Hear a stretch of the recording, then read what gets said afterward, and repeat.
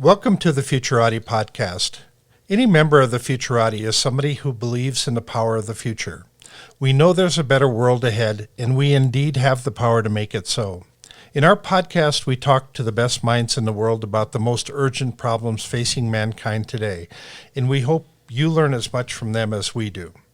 I'm Thomas Fry, a professional futurist and keynote speaker. And I'm Trent Fowler, a machine learning engineer and author.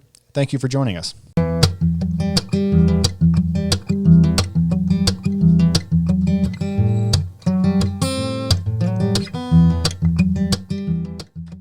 Good evening, everyone, and thank you for listening to the Futurati podcast. Tonight, we're joined by Visakan Veerasamy, popularly known as Visa on Twitter.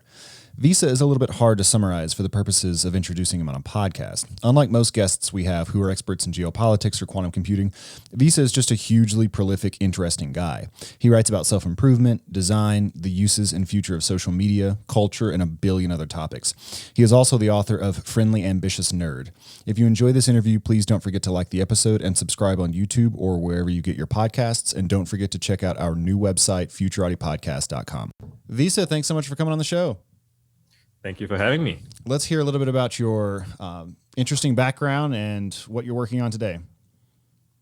My background? Well, so, different people like to hear different things depending on what. So, this is a futurist podcast. Generally speaking, so I'm born and raised in Singapore, born in 1990. I grew up a library nerd. My mom would bring me to the library as a kid and it blew my mind. So I'd be one of those with like big stacks of books every week, borrow all my siblings' library cards. And so early on, I was like very into everything, ancient Egypt, plate tectonics, volcanoes, dinosaurs, space travel, whatever I could learn, whatever just seemed crazy and interesting about the world, I was obsessed. And, then I went to school and school was underwhelming in comparison. And then I discovered the internet, and the internet was like, whoa, it's like a massive hyper library that's in updates in real time that you can participate in directly. And so I'm still riding the high from discovering the internet, or from books even. I still have that sort of, wow, every book is, it's a whole compendium of knowledge. And there's millions of them, and the internet is more of that.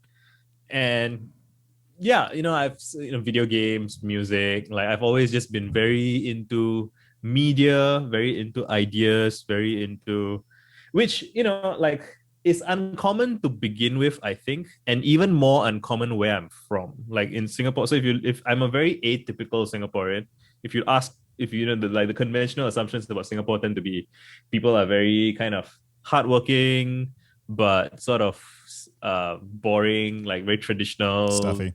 Get a job, accountants, lawyers, doctors, which is there is a truth to that stereotype. It's often underappreciated because some of it, I believe, is like downstream of post-war trauma. It's like culturally people are still recovering. But so I've always been very interested in creativity, in ideas, in conversations, right? Anything fun, anything exciting, anything kind of like brain stimulating. I was a very cerebral kid, I think. And I wanted to pick up on one of the things you said is that you were on the internet and then you went to school and it was a big letdown. Yes. And so you went to school and were bored to tears. Is that? Yes, that is correct. So when I was a child, I would bring books with me to school on top of my school books. I would be reading under the desk as much as possible. And now that I look back, sometimes teachers would get upset that you're reading under the desk because you're not paying attention in class, even though you're already familiar with the material and you're already doing well. And then they might confiscate your books until the end of class or something like that. And now, knowing what I know now, I wish. I used to kind of feel a bit bad about it. It's like, oh no, I'm a bad student or bad class, whatever. But now I'm like, oh man, I should have brought more books so that if they confiscated one, I could read another. These are my backup books. That's kind of where I'm at now. So presumably you have some thoughts about education and how best to deal with, bright kids who are distracted and what's wrong with the school model. So given that you had that experience in school, I suspect Thomas did as well. I did. And given that we have internet companies that are focusing on education, we've got this whole sort of explosion, this Cambrian explosion of different platforms for educating online. Like, what are your thoughts about the long-term trends of this? Are you optimistic with the Coursera model or the Udacity model? Do you think there are things they could do that are better? What are your thoughts on this? Yeah, so like there's a bunch of different things to sort of disambiguate here. So, even Michel de Montaigne in like the 1500s, he was already writing about what he thought was wrong about the conventional model of education or schooling, and he was saying that, you should have personalized instruction and this is true for, you look at the people that were considered great in earlier than that, right? Like Alexander the Great and all of those people. Like they all the thing that they had in common, which was that they had like personalized tutors. Yeah. And of course, this is a very costly thing to do. This is Right. like almost like having a whole school for one kid, right? Which is what very wealthy people could afford. And even Montaigne himself was born in like a castle, and he had like his dad was rich from I can't remember what, but he had like multiple, like a different tutor for different languages and stuff like that. And Bernard Shaw talked about the same thing like in the 1800s. This is if you go looking for people of scholarship, they all have the same conclusions. Like learning as we know it in the best possible sense happens when you have a sensitivity to the student and you kind of adapt to the student's interests, and which doesn't necessarily mean some people, when you start talking about this, they'll be like, oh, so you're saying just leave it to the whim of the student, then kids are just going to want to play video games or whatever, right? Like it's not that simplistic and binary. It's like, yeah, you have some idea of what is necessary or what is good for the kid that the kid doesn't know yet, but like it's a dialogue, right? Like you want to have, but that requires a lot of bandwidth. It requires a lot of effort. So in like, it's costly, basically, right? You have to pay someone to do that. And our present model of schooling is not, I would remix something Neil Tyson once said about space, which is relevant to this, which is kind of like our sense, it's like our concept of what school is supposed to be and our model of what education is based on certain existing frames. And so the thing we will say is, oh, it's too expensive to devote that much resources to kids, to education. But, we don't know what the counterfactual is. We don't know what it would be like if we devoted like 10 times more resources to education and we made that much of a priority. There's like no society on earth that has had that freedom to do that. And, all this is like a historical accident. It's like we have become much wealthier as a species in the past 100 years or so. But like our mental models and our societal practices kind of lag behind based on like old experiences and old intuitions and so on. And okay, so you asked about like online model like Coursera and stuff. I actually am not a big fan. I mean, I'm glad that they exist and that people are trying, but I think the way a lot of education models sort of try to approach it is that they think that you have to try and mimic school in some way. And so you'll see phrases like online courses, online classrooms. And I consider myself someone who was like a huge part of my education was online. I sometimes call this being web schooled. And it did not happen in online courses and whatnot. It's very, very self-directed. It's very, at like age 12, I would say, I thought of myself as a kind of autodidact, I don't know how to pronounce it correctly. Autodidact, yeah. But like autodidact who's, running my own blog, running my own, having conversations with people, emailing professors or what, like just out of curiosity, right? Wanting to know things. And that's kind of more of how I see it. And it's very difficult to transmit this idea as like a package, like, oh, I have an online school to tell you about, right? Because it's really about a way of being. It's a way of how you spend your free time, right? Like I have a friend. I once had a very long discussion with somebody who works in Singapore government, whose parents were also involved in Singapore government, and it's like, on one hand, you have these ideas of nepotism, like somebody is kind of giving their kid a step up or an entry point into an industry or into a space that they don't deserve because, his dad is working there and therefore there's that. That is one concern. But there's also this other thing where, the child of, let's say, a politician, of like a head of state, they witness things that nobody else witnesses, right? They at the dinners, and they go, like, they meet other heads of states on, there's and like this whatnot. Like, long-term apprenticeship. yes, exactly. And there is no way to kind of politely productize that.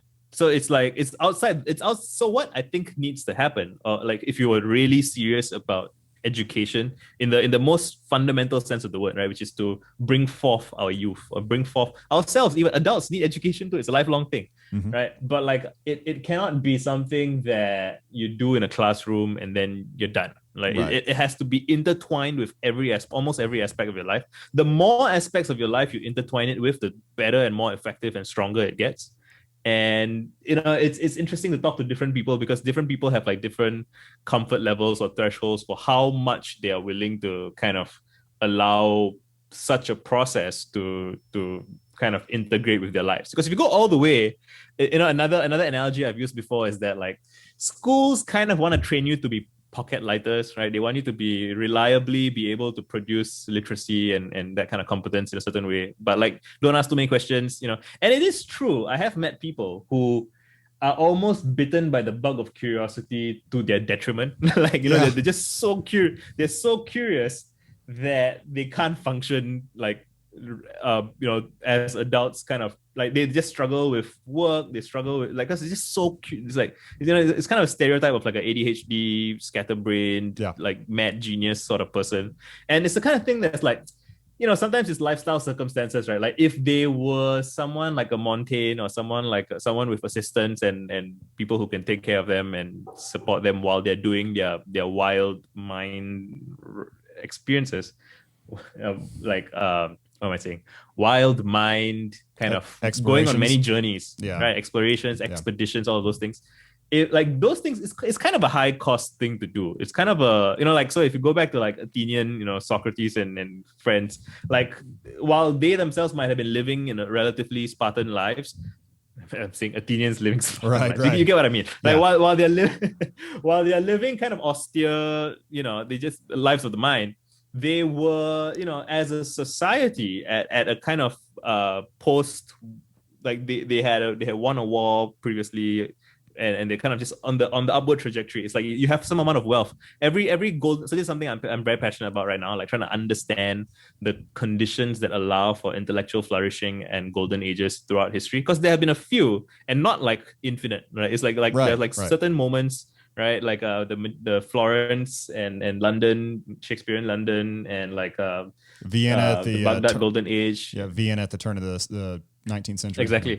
Exactly. Yeah, there are these moments, sometimes as short as like 20 years, that are astoundingly productive. That, like, that they do the work for everyone else, right? Like during the Gupta Golden Age in India, they were like, in like a span of like 100 years, they're like, we invented zero. We invented like just a whole bunch of really dramatic algebra or whatever, and then after that it's gone, and then it's like the rest of us kind of coast on those incredible accomplishments and achievements in a very short period of time. It's like punctuated equilibrium applied to the development of civilizations. It's not exactly. It's it's like the more you zoom in, the spikier it gets, and that's crazy. Like, if you like, we should be thinking about this all the time. There's an essay written by I can't remember his name, David Banks, who's like, he might be an economist, I'm not sure, but like in 1997 or something, he wrote like this long essay about what I'm describing now. It's like, why are we not constantly obsessed with this question? Because it's the question that, if you can answer this question, is the question by which a lot of other questions get answered at an accelerating rate. Right.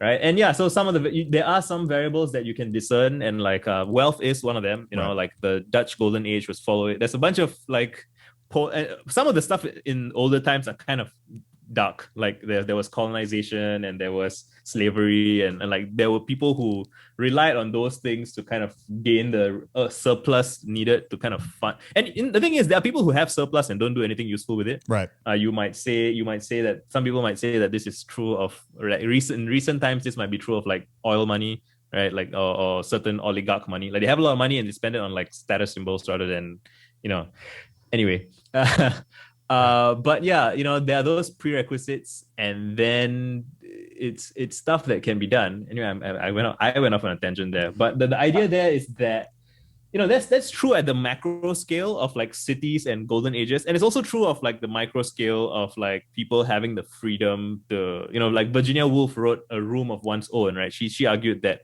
like a woman, especially at the time where, like, when you look at history, like longer history, like we don't see many women in these stories because they just were cut off back then from this kind of intellectual life, which is tragic because that's half of human species, right? Exactly. And so Virginia Woolf was arguing that, a woman needs a room of her own and like time and space and money to think and create. And yeah, so when you account for all of these variables and you kind of try and get like how, so like when I have a conversation with people about this, I'm like, okay, how much time do you have to talk about this, and how serious are you about really getting into it? Because it's, to go back to the pocket lighter analogy, it's like you are asking to turn up the heat, right? And it will consume you to some degree. And I think even Plato might have a quote about like divine madness and like, like creativity and learning, and like what's his name, Pythagoras, when he died, like minutes before he died, he was like working with his circles, and like the soldier burst in to kill him. And he's Archimedes, like, don't disturb my circles. Was it not Archimedes? Is it Archimedes? When the Romans. Yes. Oh yeah. Oops. I'm confusing the two of them. Yeah. Right. They both have the same number of syllables. But yeah, yes, Archimedes was the one. Yes, who, when the soldier came in, he was like, don't disturb my circles. And like that's so it's like if a parent is saying, I want the best for my child in terms of education, like how much best do you want? Do you want don't disturb my circles good? Because be careful what you wish for, right? Like how far you're gonna go. Because yeah, people mostly just think they want like, oh, I would like better, economic outcomes for my kid, which is totally reasonable. Every parent wants their children to be better off than they are. But like those are the things I think about. Like one of my friends is William Crossman, and he came up with this theory that by 2050 that we'll be talking back and forth to all of our devices. We'll no longer have the need to read and write. And he says by 2050, literacy will be dead. And so I'm noticing with young people today, especially my grandkids, that they're spending all their time on YouTube, and they're learning thing on YouTube, but they don't know how to spell the words that they're using in their vocabulary. And I just wanted to pick your brain a little bit as to, do you think it's actually possible to get to a time when we no longer have the need to read or write? I think it's plausible that we may have actually already crossed a certain kind of threshold, pinnacle of a certain class of literacy. So I wouldn't say literacy in general. So even the word literacy, we have to unpack what exactly we mean by that, because different people have different ideas. But like in terms of like spelling ability without reference to like apps and stuff, like we may have crossed peak spelling ability in like the mainstream population. I do think there will always be like a narrow sort of, what's the word I'm looking for? Like a academy, or academy is not quite the right word. Like a guild. Like there will be a narrow subset of people who will always love, old novels and always love like text. Right. And it will be the same way some people still love like analog cameras, right? And Polaroid camera. Like there will be some people still love horses, right? But we no longer see horses on the street. And similarly, like I think now that I think the accessibility of video is something that changed in the past. So the technology has been around for some time, but like I feel like there's a significant change since like YouTube and TikTok and smartphones, which is like less than 10 years if you really think about it. Like when it became very productized and commonplace. And like I think people who are in their mid-20s and older, and like I'm 31, and I feel like we haven't yet kind of because we grew up before like the prolific, ubiquitous real-time video streaming and stuff. Like we haven't kind of calibrated our intuitions for that. Whereas like my nephews who are growing up with iPads and YouTube and stuff, they just assume that there will be video content about anything that they're interested in, right? So for example, and maybe if we had that when we were young, we would have approached it differently, right? Like the way, I was reading something about how like in the early days, everybody had to know, like the first few people who bought cars, they had to know how it worked, and they had to know how to like fix everything. And then now you have mechanics. So you're like, oh, I turn on the ignition, I step on the gas, it works. If it makes a funny sound, I'll bring it to the shop. Like people's models of how much they need to care about how their stuff works has shifted. We do lose something there, but the hope is that we gain more in other domains, and like the knowledge isn't entirely lost. Like it's still kind of kept alive amongst some people. It will be very weird if like the entire species just forgets how to spell. I think that there should be at least like 5% of people or like 3% of people who are passionate about keeping the classics alive. I think history nerds and all those people will keep things going. But I do think that it's actually quite plausible that like books themselves may have, it's kind of sad to say it out loud, but they may have crossed some threshold of we may be past peak book. It's possible.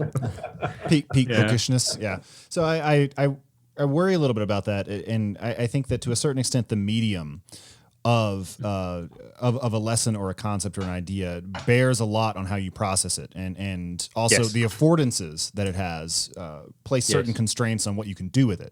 So I think you're probably right about the large scale trends, but I do worry that there are certain kinds of thoughts that are really hard to have when you're just learning something on YouTube. Like there's a density and an interconnectedness of ideas, which is facilitated by the written word. And I wonder if maybe there will need to be some compensatory developments in YouTube or these, whatever the video platform of the future is, to facilitate people thinking through things at a deeper level, because we're trending more and more towards, 20-minute videos or 10-minute videos or 5-minute videos or something like that. And breaking up lessons that way is one thing, but when it's not supplemented with text, it's real hard to hold all of that in your mind.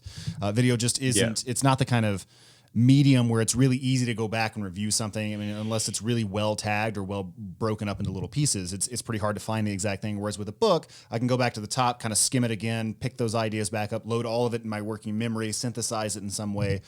And so I just wonder how people are going to deal with that going forward.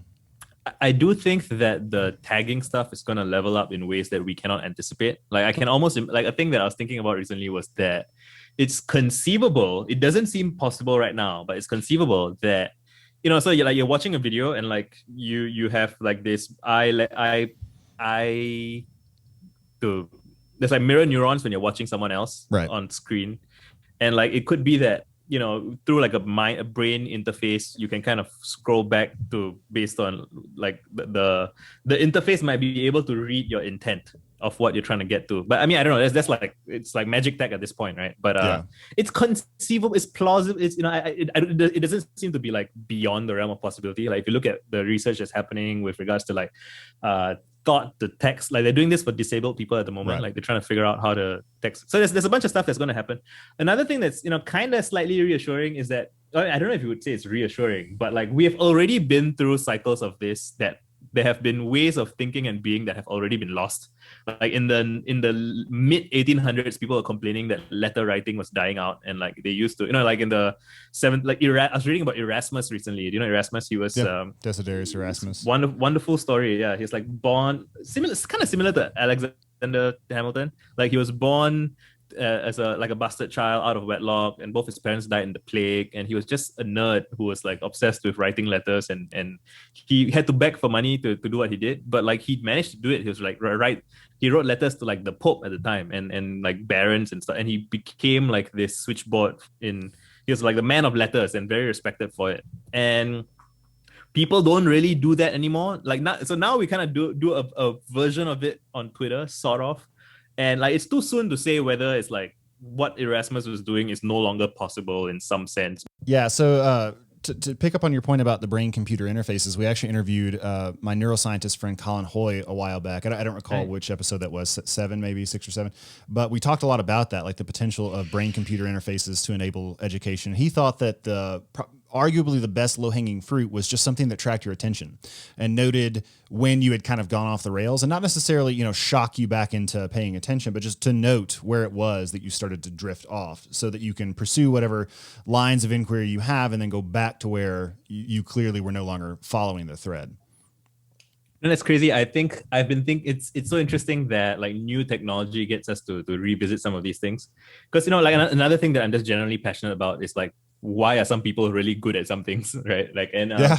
like in my reading and sort of research, I found that even in things like filmmaking or things like sports and whatnot, like you could kind of it's a simplistic model, but you could kind of simplify it to almost all excellence is a function of how you cultivate your attention and how you direct your attention. Right. And like so people who are very skilled artists, whether they're artists or basketball players or whatever, they know what to pay it. Like the best players, like if not counting for like physical skill, right? Which is also a huge variable, but like the ability to practice discernment at a very nuanced level is something that like so the masters of every craft in every domain have all kind of developed different versions of this sort of thing, and it feels like something that somehow isn't really public knowledge. Like I mean, like people vaguely know, but like unless you are excellent at something, you don't like typically whatever it is that you are most excellent at is the thing at which you understand how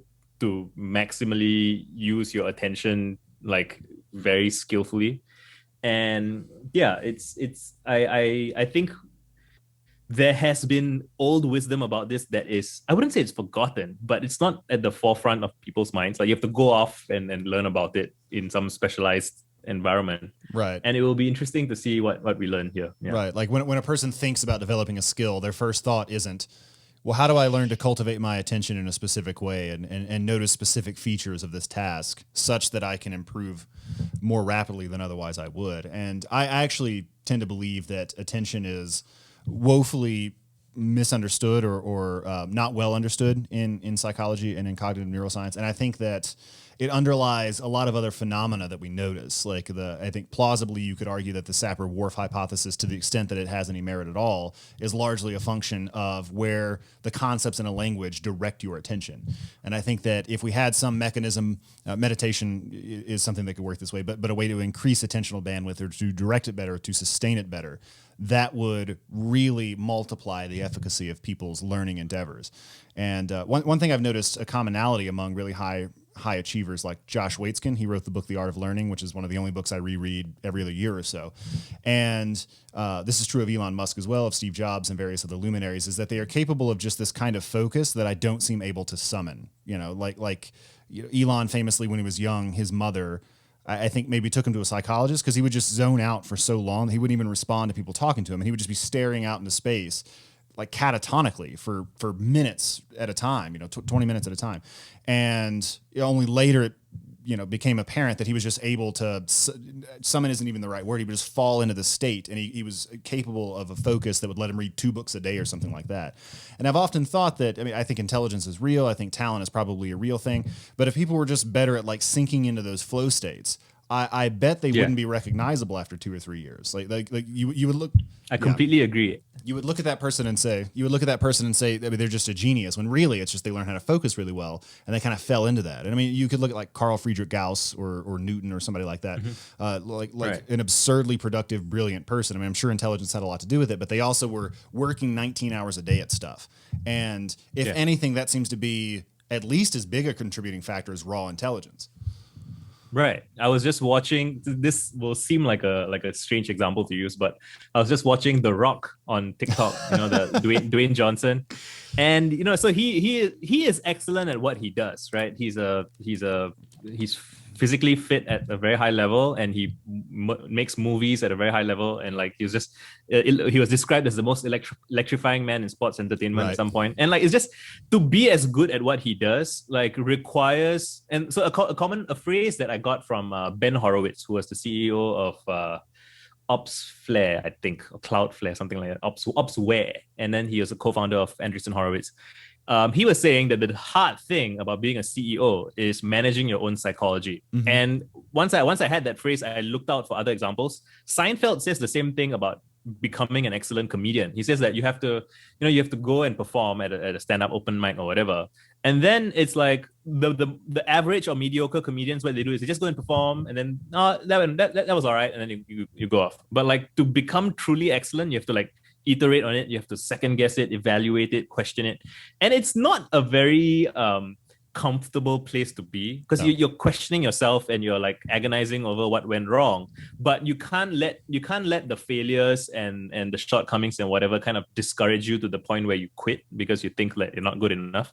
So it's like this, it's like running very fast very often all the time, right? And he also says it's like managing your the challenge is managing your psychology, right? Whether it's you're writing a novel or you're running an ultra marathon, the basic steps is just put one foot in front of the other, show up again, ask the questions again. But to do that consistently at the highest possible level you can requires managing your own effort. And so like the TikTok that I watched The Rock do, he was saying that a couple of things he does is that when he is like just not feeling like working out or whatever, one thing he does is he reminds himself of like what it was like when he started, which is when he was broke and unsuccessful and stuff. And the other thing is he talks to himself, and he says that he kind of gets pretty intense about it. He's like, "What? How bad a motherfucker do you think you are?" That's what he said to himself.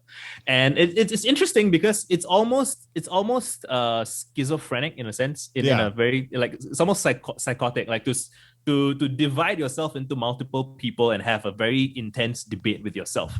And you could say that's probably what I wouldn't be surprised if Elon does that in some way as well. Like when you're kind of spacing out, like you're allowing the ideas in your head to really go to war with each other at a very intense, like very high octane, high stakes, questioning back and forth, right? Most people, I think they kind of just, what should I do about this? You think of the first thing and then you're like, I guess I'll go with that. Whereas like the high performers, they're like, it's like they're generating 100 different possibilities and then they're quite rigorously examining each one, picking the best, subjecting that to the next round of inquiry or whatever. Yeah. And that does not look normal. It does not look healthy. And this brings us back to the kind of pocket lighter versus being consumed by the flame sort of metaphor, right? Like really high performers have ability to kind of, another analogy I use is like voltage. It's like they're living very high voltage lives. Like they're really just, they wake up in the morning and they're like, just their minds are heavily loaded with what they're working on. And it's a burden in a sense, but they love it. So they can, and they've chosen the things that they do like. And if you go back to school again as a concept, school is a fixed frame in which your attention is directed for you. Right. And so they say, pay attention to the teacher, pay attention to the blackboard or whatever. And that disincentivizes young people or children or whatever from learning to develop their own taste and their own attention. I think Richard Feynman had a quote that's like, just have like 20 problems that you care about and just keep them on your mind all the time. Which is, you see how all of these are kind of the same thing, right? It's like problems that you like and you keep them on your mind all the time. And then you start noticing things that, this solves that. This is relevant to that. And then people start calling you a genius. That's what he said. And it's like, it's wild to me that these are not unknown things. Like multiple people who have been excellent in multiple fields have all reported kind of the same principles. But, it's like, it's outside the Overton window of what we think is normal. So we don't really integrate that into our education systems. No, I 100% agree. And I think you're right that one of the great failures of educational institutions as they exist today is that they don't do a very good job of helping people learn metacognition and figure out like when do you work best? Like what do you do if you're not motivated to work on a problem? How do you take notes such that you'll find this material later? Like I remember even being in high school, or it may have been earlier than that, thinking these are things that should be taught as well, like how to direct your attention. And when you become interested in a field like history, well, what does that research process look like? Do you just go check out a bunch of books and start reading at the beginning? Is there like something else you can do to scaffold that endeavor so that it has a higher probability of success? And, being regimented in that way where you've got these 1 hour blocks, you study these subjects, you go through this curriculum. It has its merits, I suppose. I mean, I would prefer that over, 80% illiteracy rates or something like that. But still, I think people come out not really knowing how to go about learning things. Like they learn that on their first job when it's just like, go figure it out, Yeah, I would say it's worse than not knowing. What's worse is that they inherit this sort of incorrect model of learning. Like they have this simulacrum of learning, right? Like you think, and so what happens is people inherit these ideas from school, and then they kind of just not really thinking much. They bring it with them to their subsequent endeavors, and then they're like, I would like to learn to be a musician, but I tried this course, or I went for a lesson and it wasn't that great, and so maybe it's not for me. Whereas like if you look at like actual musicians, like there was a period of time where during the flourishing of jazz, there were people who didn't know how to read music notation at all, and they were performing at the highest possible level. Yeah. Because it's just like raw immersion. And yeah, there's something about that just people don't have the tactile wisdom of being immersed and not knowing, and being comfortable not knowing, and experiencing that sort of intercourse of working with people who are better than you in a subject, in a field, in a nourishing and encouraging way. Yeah, so I think that the best way to learn at present day, the best way to learn this kind of thing is really direct exposure to other people who know how to do it. Mm-hmm. Like, so having friends, and now on like Twitter, for example, you can make friends with people who are actively doing that and thinking out loud and learning out loud, and you can kind of pick up their habits by proxy and imitation, which I'm pretty excited about. Oh yeah, me as well. And I wanted to build on that because you've got some really interesting thoughts on the future of social media, and I know that you've mentioned that very few people are talking about the potential these platforms have. Like for the most part, I think it's fair to say that we've primarily imported modalities of interaction that existed before just onto Facebook now. Yes. So I mean, we just basically have conversations. We tag each other in photos. We sort of do what we did before, only now it's on the internet and you can kind of do it with more people. But I don't know that we are tapping into even a fraction of what could be possible with distributed learning or asynchronous learning or coordination in various ways, solving collective problems. And I just wanted to kind of give you space to riff on that and talk about whether or not you think that's mostly a cultural problem. Is it just that people have not really started to plumb the depths of what's there, or is it that the tools are kind of primitive? Like Roam is relatively new. Some like Glue, some of these other platforms for distributed conversations or asynchronous collaboration are relatively new, and people just don't know how to use them yet. It's a problem that's not solved yet. Yeah. The exciting thing is it does seem like the future is already here, but unevenly distributed somewhat. But I would say the main thing is just that, I mean, and historically this has been true of all mediums. Yes, it's like exactly. We are very bad at seeing how a new medium can be pushed to its limit, because we encounter each new medium with the intuitions that we have from the old medium, right? Exactly. I think Marshall McLuhan talked about this. Brian Eno has talked about this.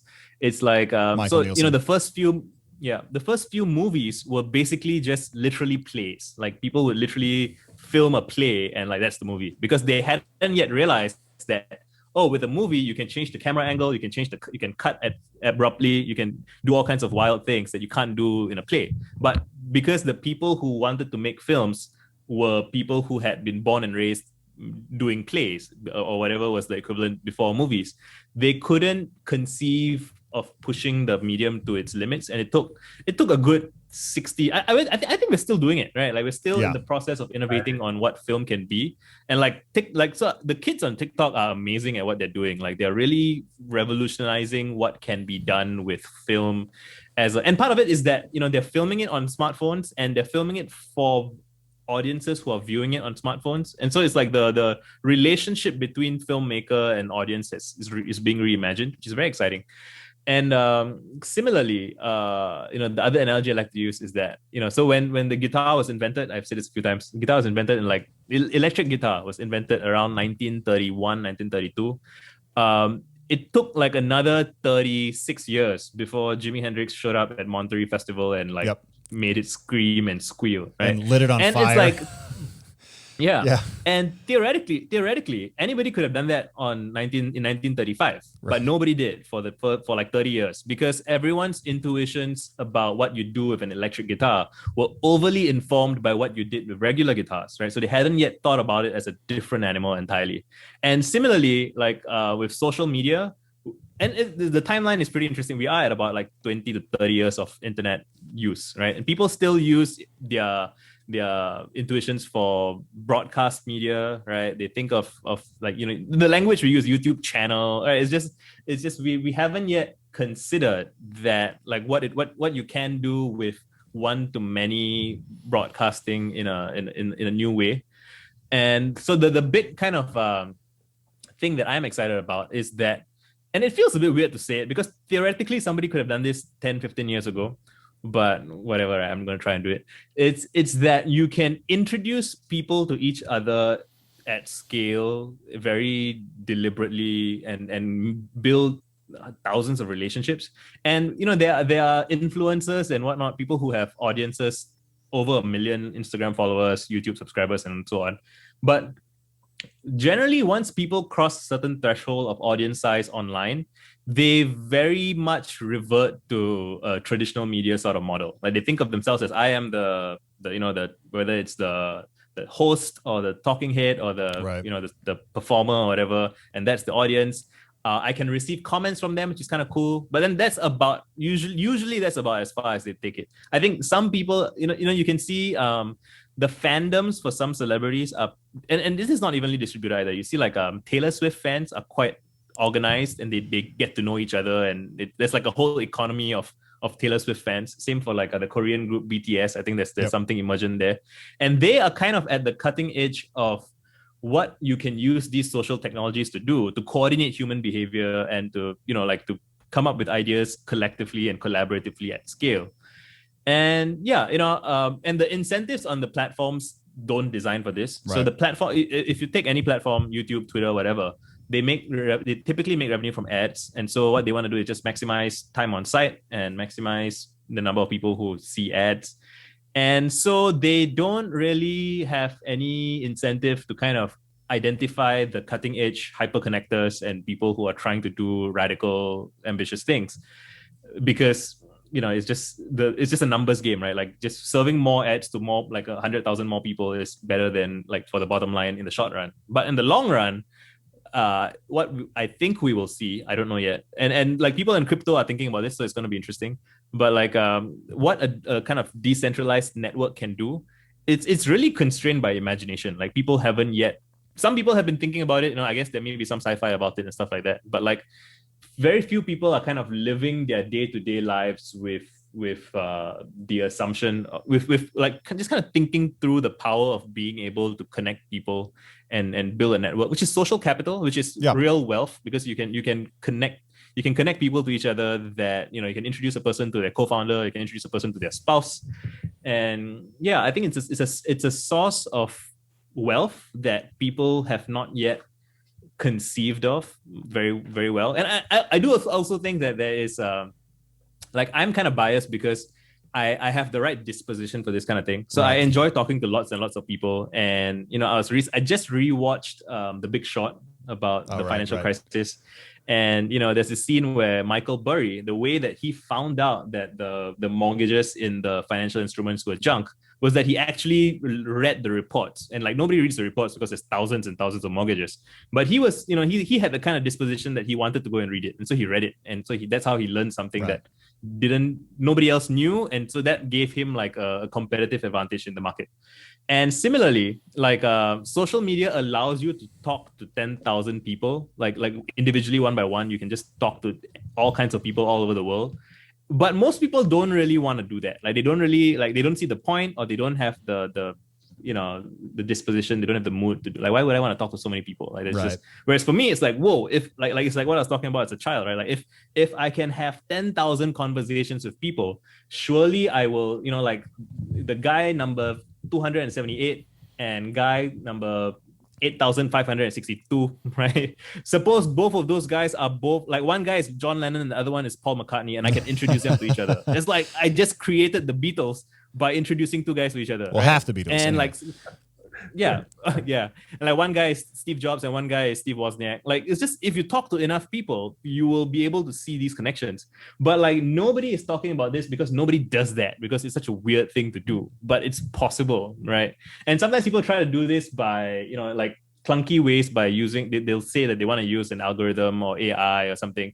But in my experience, there's an element of human judgment that goes into this at this point in time that cannot really be outsourced, because people don't quite know what they're looking for. So you have to kind of read between the lines of what each person says, and then you'll connect like, oh, that person was kind of talking about this and this person was kind of talking about that. I should make the introduction. It might not work out, but like maybe 1 in 10 introductions works out. And it's like, if in 100 connections you make, one of them starts a company that ends up doing something amazing. Like that's like, from my point of view, that's like, it's real wealth that is untapped, right? Like one of my tweets is that like I believe there's like a multi-trillion-dollar market in the untapped connections between people who don't know each other yet. And like if you look at the history of cities and the history of like economic value being created, it's always just, people move to cities because the rate of interactions with other people increases, and so everyone specializes in their own thing, like in different skills, different whatever backgrounds, whatever. Everyone gets good at different things, and the chance of finding a good job or the chance of finding someone who thinks about the same thing or cares about the same problem, the way we do it is still fairly, it's better than kind of sitting in your small town and hoping, right? But like moving to a big city makes it likelier to happen, but we're still not super deliberate about it, and we could be much more deliberate about it by kind of brute forcing sort of brute forcing the interactions. And it's interesting how this parallels with what we were saying earlier about like in like genius level people working on physics problems, working on engineering problems. They are basically doing the same thing with ideas, right? Like just they're brute forcing, working through 100 different assumptions, where most people go through like 3 or 4 and then they're done. Right. Like, so similarly, like if like any given social graph in any major city, right? In any major city, there's like 1,000 amazing relationships that should exist but don't. And if you can solve those things and you can make the right connections, you might be able to create scenes, which it's just like when I think about the possibility of, kickstarting whether it's poetry or art or whatever, just introducing the right people to each other and they want to impress each other and they start a scene, that can be billions of dollars of value downstream if the right connections happen, which is like insane. It's like it makes me very manic. Yeah, one of the things I've talked about quite a bit is that our level of awareness continues to rise, and if somebody does something real interesting or outstanding on the other side of the world, we all tend to know about it 10 minutes later. Now that's causing kind of the way the world's evolving and the way our societies and cultures are evolving to happen at a much faster rate than ever before in history, just because of the speed of the flow of information. So I wanted to ask you the question about there's if you're paying close attention to what Facebook is doing in the metaverse, and if you're paying attention to what Apple and a lot of the gaming worlds and all the NFTs and all the crypto stuff that's happening in this new metaverse world, there's lots of speculation about how this is going to evolve. Have you jumped into that in a big way? I would say I'm kind of adjacent to it. I'm like 1 tier out or 2 tiers out from the people who are really have their heads kind of immersed in it. So I do hold some crypto. I have some Bitcoin, I have some Ethereum. And I have friends who are working in that space. I have people who have invited me to join them on their projects to try and like decentralize social media. I haven't kind of, and I considered it for a while because I do think that it's important that those projects are done. Like as expeditions, they should be funded, and they should be, we should, even if it fails, it will be interesting failures that we can learn from. And I'm optimistic as a whole, but I think I have a kind of longer time frame for how I'm thinking about it. The sense that I get is that it's a very noisy environment right now because a lot of people are very excited about the prospect of grand change, right? Like if we can revolutionize finance, which I think is going to happen over time, like the old ways of money, just as how like the internet disrupted media, right? And we saw it happen in our lifetimes. Like we saw like old traditional media's revenue fall off a cliff while Google and Facebook start making so much more money because of how ads work. Like something similar seems inevitable for finance, but I do think that it's going to take longer than people are hoping. Like there's a very loud class of very passionate, almost zealot-like, energy, which is all right. It's understandable why that exists. And but I'm kind of trying to focus my energy and attention on like the longer view, bigger picture thing. And the way I think about it is relationships between people, I think is I think that's something you can't really entirely abstract away. Like I do think that, yeah, sure, there's something that happens with being able to have technology that lets you trust certain like you can trust the money in a decentralized ledger system. But like there's this whole sphere of people trusting people independent of that.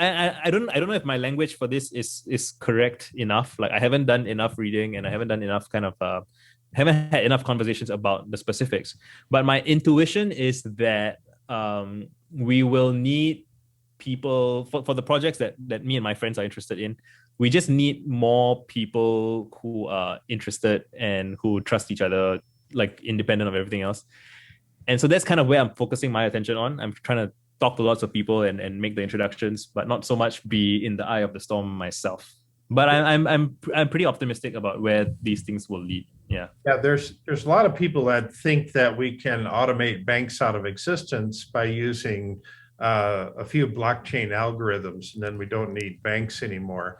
The problem that doesn't solve is when something goes wrong, and there's always risks. There's always things that go wrong, and one of the primary obligations of a country is to manage conflict and figure out the correct ways to manage conflict. When something goes wrong, how do you correct it? What are the mechanisms in there for doing that? And when you create these autonomous entities that have no mechanism for resolving conflict, then you have unresolved issues that are going to crop up and cause all kinds of problems. So while there's a lot of potential, I think moving down this direction, it seems like you're right. We're not there yet. And it is a noisy environment, and there's something of attention wars going on right now, where companies are fighting for our attention. Is Twitter going to get more attention than the metaverse? Is Facebook going to get more attention than Apple? And so these attention wars are going to continue to go on. We interviewed Philip Rosedale on one of our past podcasts, who is the founder of Second Life.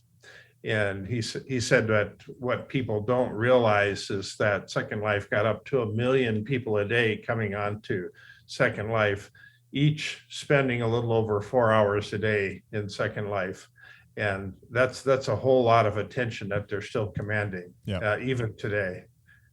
Yeah. Yeah, I think people have generally bad intuitions for just large scale in large numbers of people and large lengths of time. And so, like you might know there might be like and so like a lot of things can be true simultaneously, right? We could have 100,000 people all over the world who are using a kind of decentralized banking system of like Bitcoin or whatever, maybe 1 million people, right? And that's tremendous. That's a remarkable human accomplishment. And that's still a drop in the bucket of like a drop in the ocean of like 7 billion people, right? Which is like so much more. It's like inconceivably more. And it's a very strange thing that things can happen very fast and also yet take very long. Like there's the rate of change that you see up close. But then when you see the full scale of the problem that you're trying to solve, you're like, oh, okay. It's like we haven't yet begun to conceive of. So it's like, yeah, I think we will see like multiple things being true at the same time. It was like a tale of two cities, right? It's best of times, worst of times. Like, so it's funny for me. So like my experience of Twitter, for example, I have surrounded myself with very, very thoughtful, kind, good-natured people. And so my experience with Twitter every day when I log on is amazing. It's like, wow, I'm surrounded by friends who care about me, who are nice to me, who share interesting intellectual material with me. And so it's tempting for me to be like, oh, Twitter is amazing. And like we should all get on Twitter, and like we can use Twitter to do a kind of global revolution in comms and education. But like that's not the experience for like 99.9% of people who use Twitter, right? So it's a very uphill task once you even after you've solved a very difficult problem in a small space.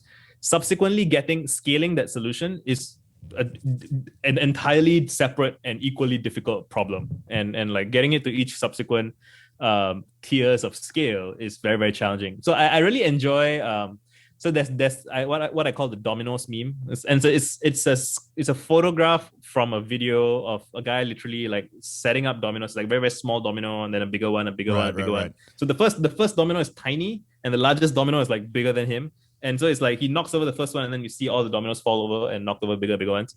And like when I think it's a great visual to use when you want to kind of make a proclamation or a plan of like grand social change or grand any kind of change, right? So it might be, you've successfully created decentralized, financial transactions for 100,000 people, and then like you might plot that the last domino is going to be 5 billion people use it, and then there's all these intermediate dominoes that you need to solve for, and like there's you have to deal with regulations, you have to deal with fraud or whatever it is that you have to deal with, right? It's just adoption, and you may not realize that like the constraints that you rub up against as you go bigger and bigger in scale are seldom the constraints that you had to think about at the smaller scale. So now you have to think about electricity use, right? How are we going to kind of supply the electricity?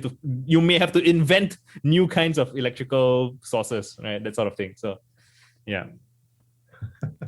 So one of the projects you said you're working on is trying to reinvent the what's it called, the Baghdad House of Wisdom? Is that what it's? Yeah. Is that what Yes. it's called? Yes. Yeah. So what about in the closing minutes here? Why don't you tell us a little bit about that ambition?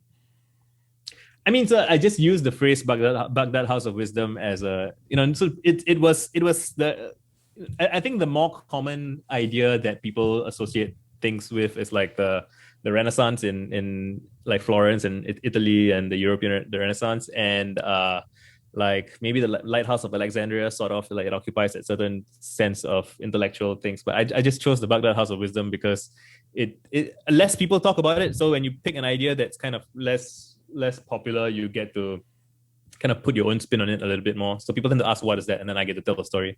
And I mean, it's just about scholarship, and it's like scholarship in the oldest sense, in like the self-directed sense, right? Like so the literal Baghdad House of Wisdom was, the Caliph Al-Mamun and his friends and his peers. He made it kind of lucrative. No, he made it high status to care about like astronomy and math.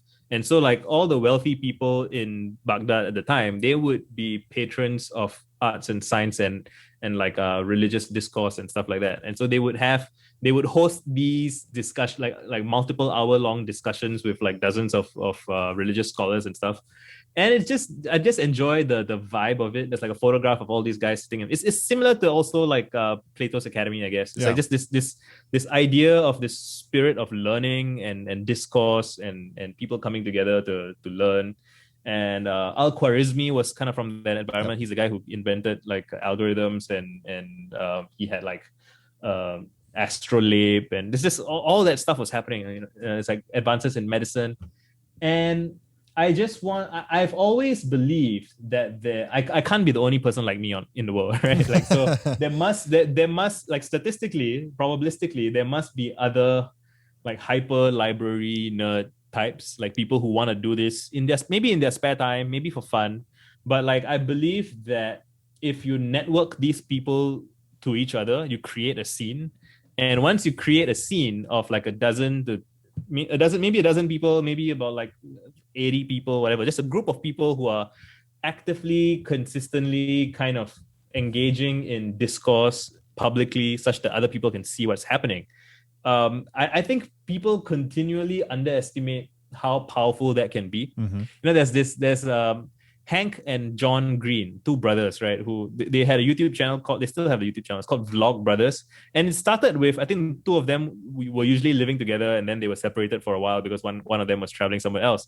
And they did this thing where, okay, let's make YouTube videos at each other, like for each other, right? So Hank would be like, hey, John, I'm thinking about this today, blah, blah, blah. What do you think?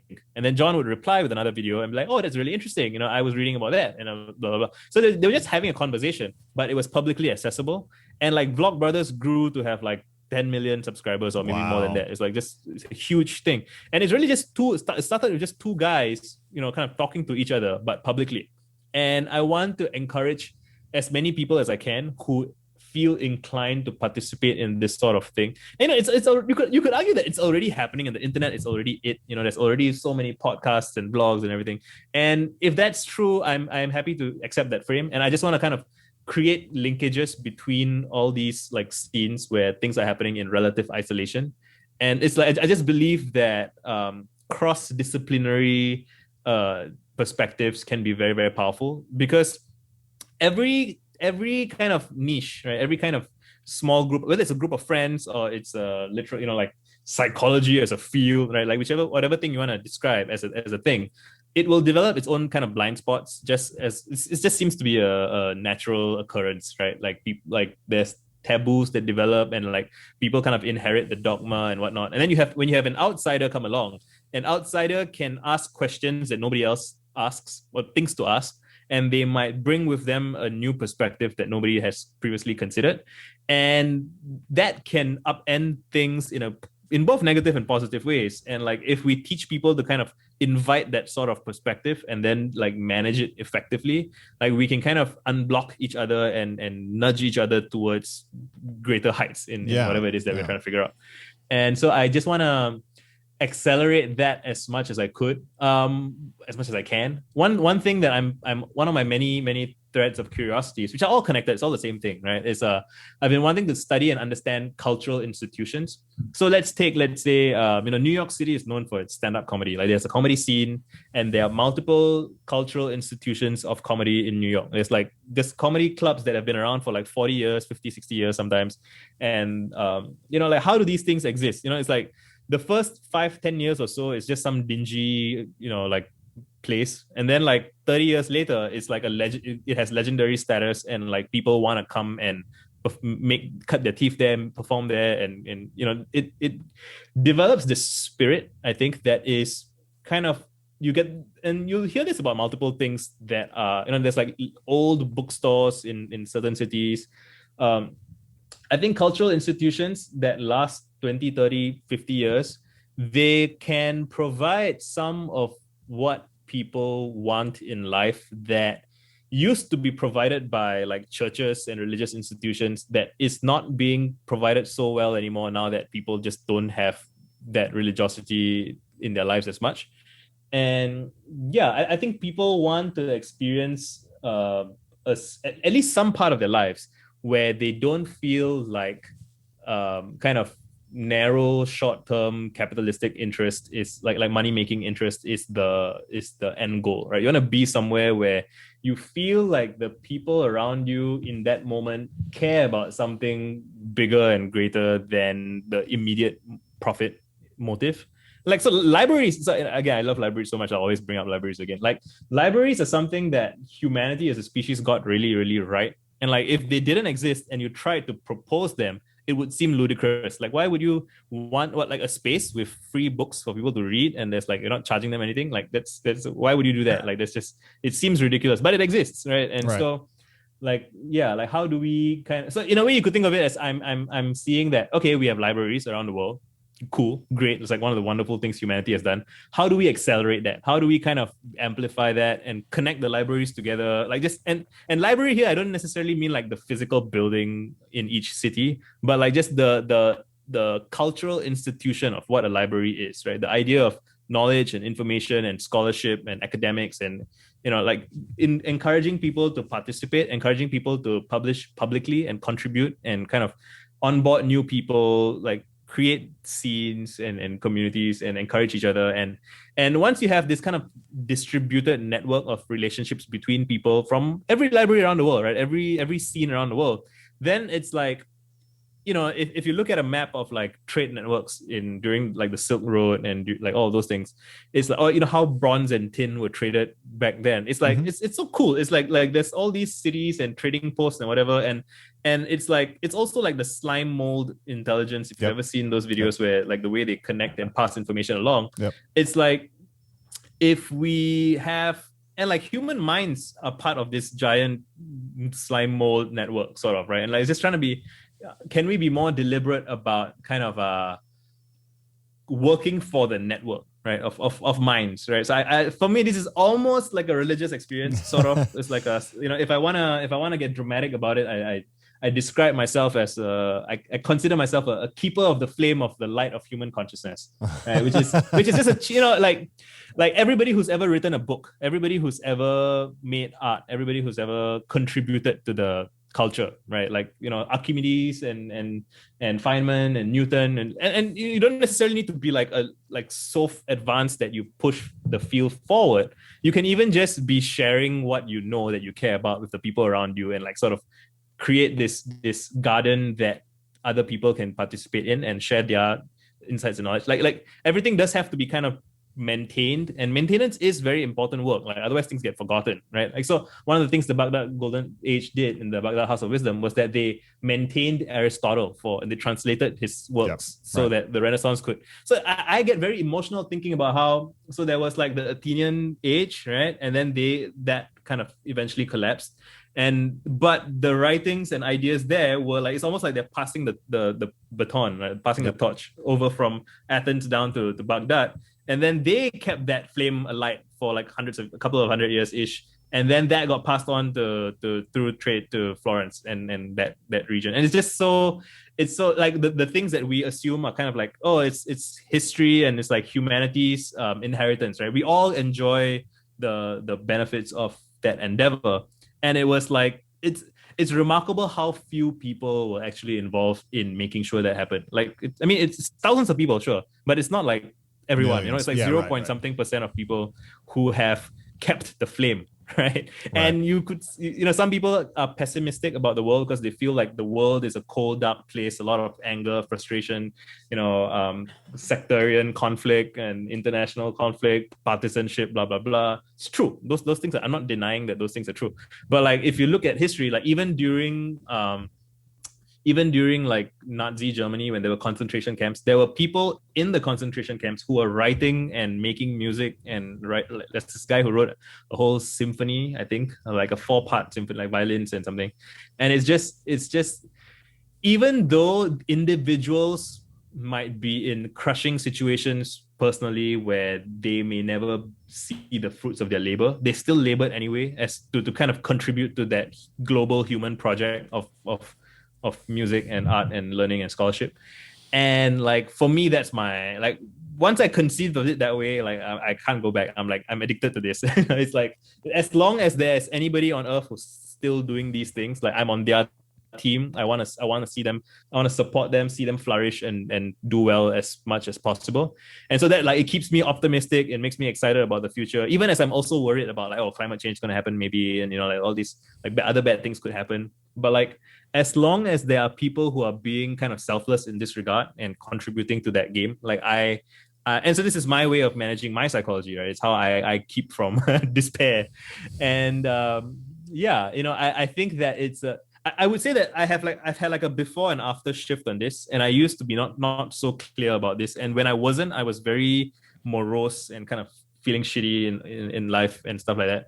And so I did also have the early stages of these ideas, but I couldn't kind of connect them with who I was as a person. Like, it was just, I'm aware that historically these things happen, but it seems so far removed from who I am. Whereas now it's like, I feel like I'm a conduit for those ideas. I'm probably not the best qualified person to be talking about, Aristotle or whatever. Like, there are scholars and stuff who are even better than me.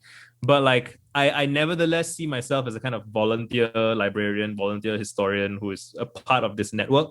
And I can kind of help on board and teach and educate other people who are coming on board. And I can learn from them as well.